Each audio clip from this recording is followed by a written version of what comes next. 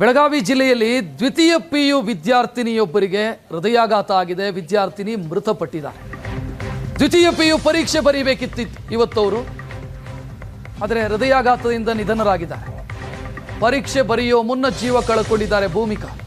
ಚಿಕ್ಕೋಡಿ ತಾಲೂಕಿನ ಬಂಬಲವಾಡ ಗ್ರಾಮದಲ್ಲಿ ನಡೆದಿರುವಂಥ ದುರ್ಘಟನೆ ಇದು.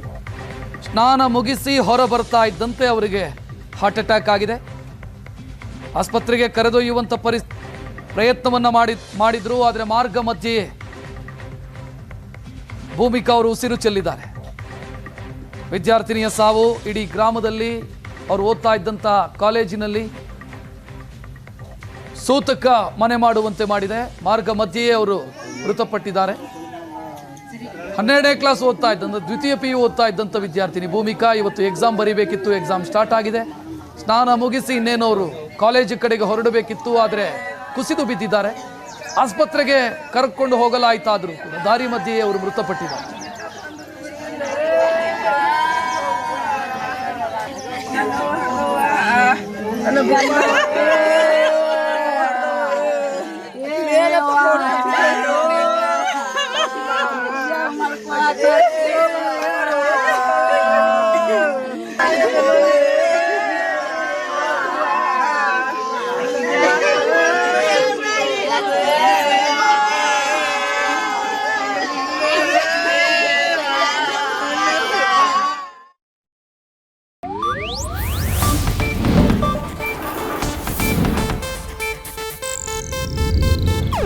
ಇದು ಏಷ್ಯಾನೆಟ್ ನ್ಯೂಸ್ ನೆಟ್ವರ್ಕ್ ಪ್ರಸ್ತುತಿ.